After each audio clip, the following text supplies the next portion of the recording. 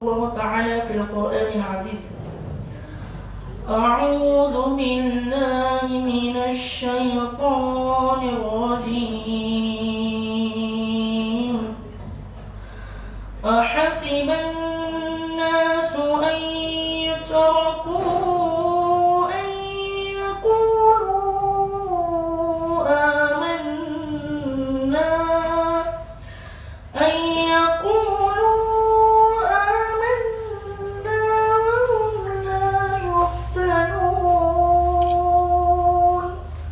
ولقد فتنا الذين من قبلهم فليعلمن الله الذين صدقوا وليعلمن الكاذبين.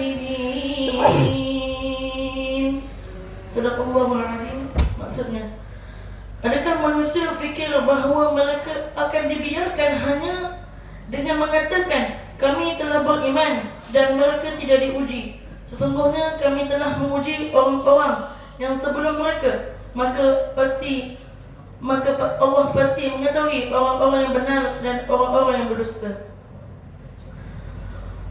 Bismillahirrahmanirrahim. Assalamualaikum warahmatullahi wabarakatuh. Alhamdulillahi Rabbil Alamin. Wassalatu wassalamu ala ashrafil anbiya'i wal mursalin wa ala alihi wa sahbihi ajma'in. Allahumma salli ala Sayyidina Muhammad al-Fatihi lima ukhliq wal khaliqi bima sabaqa nasiril haq bil haq wa hadi ila siratikal mustaqim.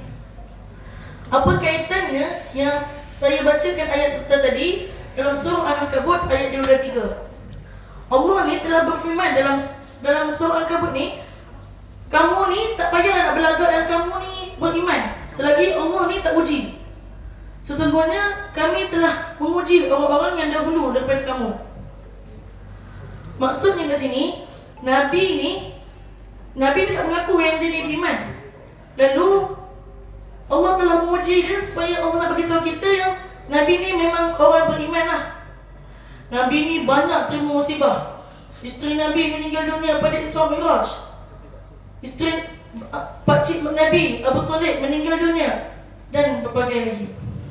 Alhamdulillah, hari ni Ana nak ceritakan satu kisah yang mana kisah ni masih berlaku lagi pada zaman kini, iaitu di Palestin. Di Palestin, rakyat mereka ditempias, dibunuh dan dipukul. Kalau benda tu jadi dekat Malaysia, fikir-fikirkanlah. Tak kira lah usia tua ke, muda ke, budak ke, sekecil Yusuf ke, semua dituduh dan dibunuh, dipukul. Diorang ni punyalah nak minta pertolongan. Jadi saya seru pada antum semua, doa-doakanlah mereka di sana. Apa kaitannya kisah Palestin ni dengan kisah Nabi? Pada satu ketika dahulu, Nabi ni dipulau oleh puak-puak Quraisy. Bukan setakat Nabi je, ahli keluarga Nabi, sahabat Nabi dan semua kaum muslimin yang ikut Nabi ni semua kena pulau. Pada satu hari yang puak-puak Quraisy ni tak nak pun libatkan ahli keluarga Nabi, sahabat Nabi, diorang nak pulau Nabi je. Tapi pada satu hari ni Abu Talib bagi tahu lah, dia jumpa suku kaum Abdul Muttalib, suku kaum Abdul Manaf dan suku kaum Bani Hashim. Dia bagi tahu, adakah kalian sanggup melihat anak buah kalian Muhammad dipulau oleh orang Quraisy? Tentu tidak sanggup. Contohlah, saya bagi contoh yang dekat Ustaz Safwan. Ustaz Safwan dia ada anak dia Afiah. Abah Azim, adik dia, jumpa Afiah. Adakah dia jumpa Afiah dia nampak terus? Tak. Macam tu dekat bangsa Arab. Kalau bangsa Arab ni, diorang punya kasih sayang ni lagi kuat. Contohlah kalau kita jentik anak perempuan pakcik ni akan boleh ajak perang ataupun bunuh terus. Sebab apa? Kasih sayang orang Arab ni terlalulah kuat. Sampai Nabi pun mengaku Abu Talib ni macam bapak dia sendiri. Tapi bapak kandung dia ialah Abdullah bin Abdul Muttalib.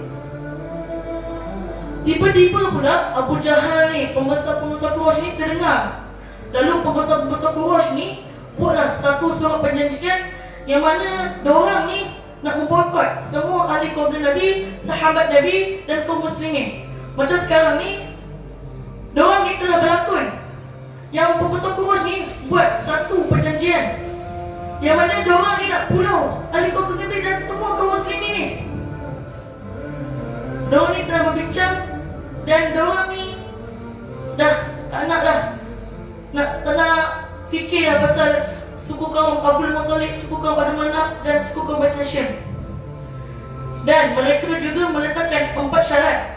Pertama, tidak dibenarkan membuat urusan jual beli. Contohlah, si fulan suku kaum Abdul Muttalib ni nak beli ayam dekat suku kaum Quraisy ni. Assalamualaikum ya ibadallah, boleh tak saya nak beli sedikit ayam? Pok Quraisy ni kena cakap, tak boleh, kami tak nak cuai ke apa, pergi kedai lain. Dan syarat yang kedua, tidak boleh berjamu selera. Contohlah, suku kaum Abdul Manaf pula pergi ke rumah suku kaum Pok Quraisy. Assalamualaikum. Pok Quraisy pun buka. Pok Quraisy lalu berkata, hang tak ada rumah ke? Pergilah rumah lain. Betapa kejamnya Pok Quraisy ni. Yang ketiga, ini paling sakit dan paling menderita lah. Tidak dibenarkan untuk mengahwini antara tiga kaum ni dengan Pok Quraisy. Contohlah, Bani Hashim ni cinta dekat Pok Quraisy ni. Lalu, diorang ni tak boleh kahwin sebab pemimpin diorang ni tak bagi. Kalau dulu-dulu rakyat diorang ni punya lah taat, diorang tak nak. Dan diorang memang tak suka dengan tiga kaum ni. Yang keempat, tidak dibenarkan membagi ataupun memberikan sebarang bantuan dan makanan. Contohlah, Pok Quraisy ni tengok tiga kaum ni lapar. Wih, kesiannya diorang. Diorang nak bagi, tak boleh. Sebab pemimpin diorang tak bagi. Itu je poin dah. Diorang ni punya lah taat dekat pemimpin sampai ada orang yang jadikan pemimpin ni sebagai Tuhan. Sampai lah satu tahap Abu Talib ni dah stres, dia bawa lah Nabi dengan kaum muslimin yang lain ni pergi satu bukit. Nama bukit ni diorang buat kampung. Nama kampung ni ialah Kampung Syi'ab ataupun Kampung Abu Talib. Yang mana diorang ni telah berbincang nak membuat satu menara untuk menara keselamatan lah. Contohlah, Pok Quraisy ni datang ajak perang. Diorang boleh tengok dari bawah. Wih, Pok Quraisy nak perang lah. Sedia. Diorang tengah bincang.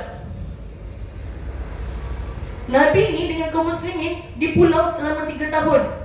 Bayangkan di pulau 3 tahun tak dapat makan, tak dapat hidup. Sabar ni satu kisah. Yang mana kisah ni Nabi nak beli ubat dan makanan untuk isteri beliau. Contohnya macam ni. Assalamualaikum ya ibadallah, hal yujad li zawjati wa maridah. Adakah ada ubat untuk isteri saya yang sakit? Lalu cak Syed, aku takkan jual ubat ni kat hang. Belum, aku takkan bagi satu pun. Aku tak hadap lagi hang. Belum. Tak pernah masuk. Tolong ni. Ani kepong. Tak pernah masuk kamar. Dia semua belum. Saya hantar bayarnya harga tinggi. Tak hadap. Belum. Kakak suka bagi Hashim. Lalu Nabi pergi ke satu kedai untuk membeli makanan kepada Khadijah. Assalamualaikum ya ibadallah, hal yujad ayat ta'amil ukul. Maafkan saya. Ya, baru. Pergi sana. Kami tak layan. Habis sini pergi sana. Kami nak minyak. Kami nak buah ke ha? Tegak apa ni?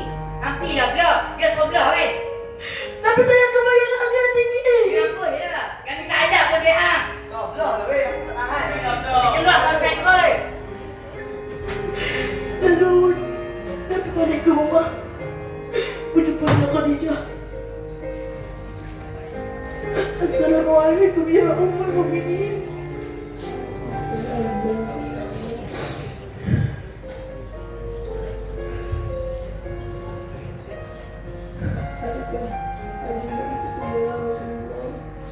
Ya Khadijah, aku telah mencari di belakang tempat.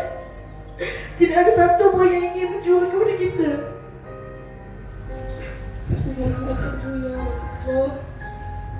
Aku sebagai istrimu tidak dapat fikirnya ya Rasulullah.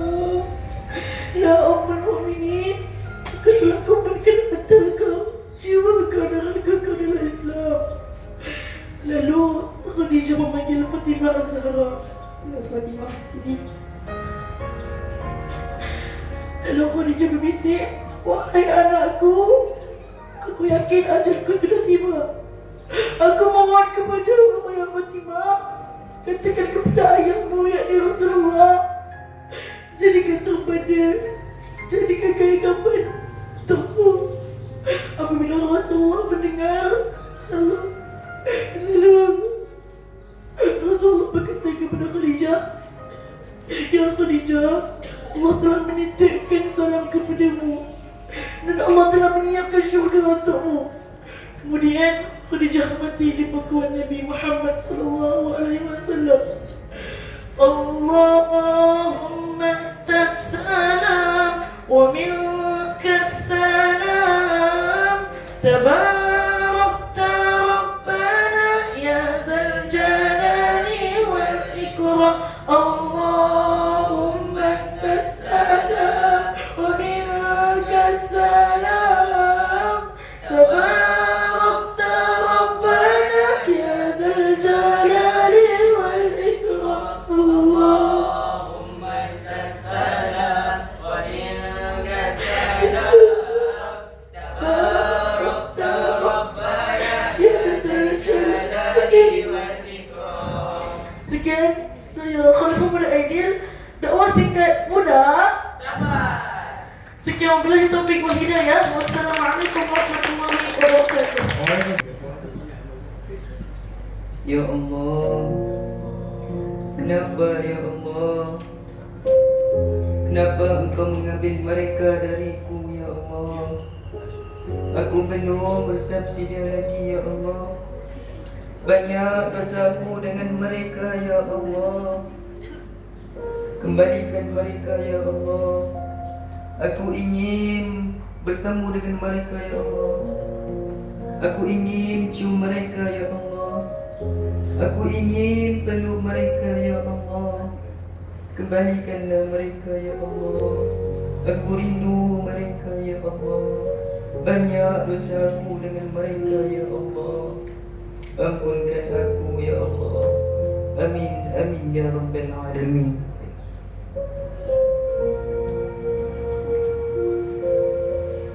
Semua dekat sini mesti pernah kehilangan orang yang paling disayangi, seperti atuk, nenek, datuk maupun mak dan ayah kita sendiri. Namun kita sebagai manusia biasa tetap akan terkesan dengan kemergian ahli keluarga kita yang kembali ke rahmatullah tanpa sebarang maklumat. Inna lillahi wa inna ilaihi raji'un. Bismillahirrahmanirrahim. Assalamualaikum warahmatullahi wabarakatuh. Assalam. Syukur kita kepada Allah Subhanahu wa taala kerana dengan lipat kurnianya kita dapat lagi berkumpul pada pagi ini bersama-sama. Tidak lupa juga kepada junjungan Nabi Muhammad sallallahu alaihi wasallam kerana dengan berkat perjuangan baginda kita dapat lagi merasai dua nikmat yang terbesar, iaitu iman dan Islam. Hari ini saya akan menceritakan tentang kisah dua orang yang Nabi paling sayang dalam hidup Nabi. Kisah kematian dua orang yang Nabi paling sayang pada tahun itu, iaitu tahun kesedihan ataupun tahun duka cita.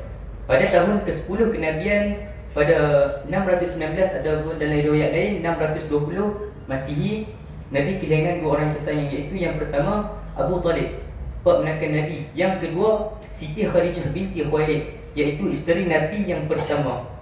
Tentang Abu Talib ni, Abu Talib ialah penjaga Nabi yang ketiga selepas Aminah binti Wahab dan tok wan dia Abu Talib, Abdul Muttalib. Lalu Nabi Muhammad ni dilahirkan dalam keadaan anak yatim. Sebab apa dia lahir, Nabi Muhammad ni lahir dia tak tengok ayah dia. Sebab apa? Ayah dia meninggal waktu Nabi Muhammad ni dalam kandungan perut mak dia. Lalu apabila mak jaga mak Muhammad ni, Aminah ni jaga Muhammad sehingga beberapa tahun, lalu mak dia pun meninggal. Lalu diberikan Muhammad ni kepada datuk dia. Sehinggalah umur 6, 7, 8 tahun, Tok Wan ni pun dah mula tak larat. Bila Tok Wan ni mula tak larat, lalu Tok Wan dia panggil semua anak-anak dia. Panggil Abu Lahab, panggil Anak Abbas, panggil Abu Talib, panggil semua ni. Sebab apa? Tok Wan dia nak beritahu, Tok Wan dia nak cari pengganti Tok Wan dia. Sebab apa? Tok Wan dia tak larat dah. Dia ni dalam ramai-ramai hampa, siapa yang nak jaga anak-anak hangpa ni Muhammad ni? Sebab apa? Aku dah tak larat dah nak jaga. Jadi dia pun kata Abu Talib boleh. Sebab apa Abu Talib? Para sejarawan mengatakan bahawa Abu Talib ni memiliki sifat amanah yang amat tinggi, walaupun dia tidak beriman kepada Nabi. Sehingga kan kalau diberikan amanah pada dia, dia akan mendahului amanah tu daripada dia mendahului diri dia sendiri. Lalu diberikan Muhammad kepada dia.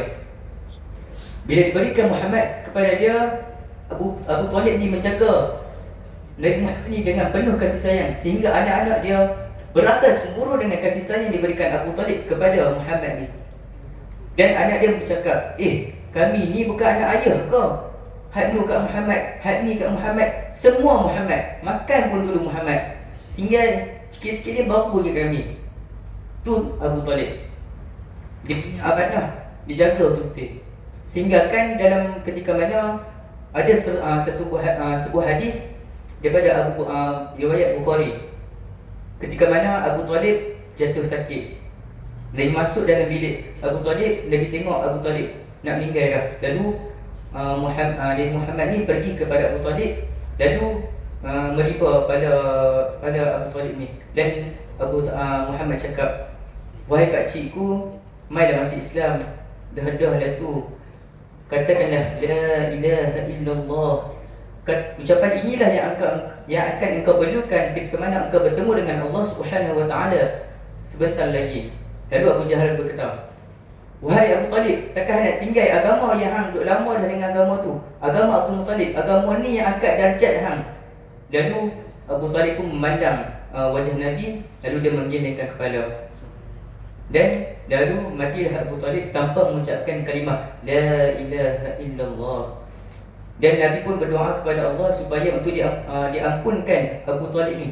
Tapi Allah tidak membenarkan. Tapi Allah membenarkan untuk Nabi bagi syafaat dekat akhirat kelak untuk diringankan azab Abu Talib ni, tapi tidak diampunkan. Tu Abu Talib. Pergi pula kepada Khadijah binti Khalid, isteri Nabi yang pertama. Ketika Khadijah ni nak wafat, Nabi masuk dalam bilik, Nabi riba kepada Khadijah, lalu Nabi lap kepada Khadijah. Sedih Nabi tengok Khadijah ni nak tinggal Nabi dah, baru 15 tahun hidup dengannya. Lalu Nabi ni tak jadi duduk lama. Nabi ni sedih sebab apa? Nabi ni tak mahu tengok Khadijah ni. Nabi tak mahu Khadijah ni tengok Nabi ni sedih. Lalu Nabi pergi keluar. Bila Nabi keluar, Nabi duduk kat luar, Nabi sedih. Datanglah malaikat Jibril kepada Nabi Muhammad sallallahu alaihi wasallam. Lalu Jibril berkata, wahai Muhammad, aku datang membawakan salam daripada Allah kepada isterimu, Siti Khadijah. Bila Nabi dengar tu, Nabi seronok, confirm bini aku ni masuk syurga. Lalu Nabi pun lak air mata, masuk balik dalam bilik. Nabi pergi dekat Khadijah, Nabi bisik kat Khadijah, wahai Khadijah, tadi Jibril mai kat aku. Dia kata apa? Allah kirimkan salam kepada hang. Lalu Khadijah ni bila dengar tu, dia menggigil tubuh dia. Satu, sebab apa? Sebab dia seronok lah, Allah ni kirim salam dekat dia. Yang kedua, dia berusaha untuk bangun daripada baring dia. Lalu apabila dia bangun, dia menundukkan jari ke atas, lalu dia berkata, Allahumma antas salam wa minkas salam wa ilaika ya'udus salam fahayyina rabbana bis salam wa adkhilna jannata darus salam tabarakta rabbana wa ta'ala ya zal jalali wal ikram. Bila dia habis baca tu, dia baring balik sambil menggenggam tangan Nabi. Lalu Khadijah mencium tangan Nabi ni banyak-banyak. Lalu Khadijah berkata, wahai Rasulullah, nanti bila aku dah wafat, pergi ke makam aku, ambil tulang-tulang aku, pergi jual di pasar. Dan duit tu buat untuk berjuang. Bayangkan, orang yang Nabi cintai bercakap dengan Nabi. Apa yang perasaan Nabi masa tu? Nabi sedih. Ketika ajal Khadijah ni nak sampai dah, Khadijah berkata, wahai Rasulullah, aku minta maaf, selama aku menjadi isterimu, aku tidak dapat, ada apa yang aku tidak dapat tunaikan. Lalu Rasulullah berkata, jauh daripada itu Khadijah, engkau telah banyak mengorbankan hartamu untuk dakwahku.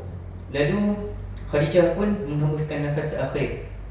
Lalu apabila Nabi ni Nabi diuji pada tahun itu dengan dua orang yang Nabi sayang mati, meninggal. Lalu macam mana Allah mengembirakan Nabi balik? Iaitu dengan Isra' Mi'raj, iaitu perjumpaan Nabi dengan Allah. Tapi itu bukan tajuk saya. Nantikan khalifah muda selepas ini. Wabillahi taufiq wal hidayah. Wassalamualaikum warahmatullahi wabarakatuh. Saya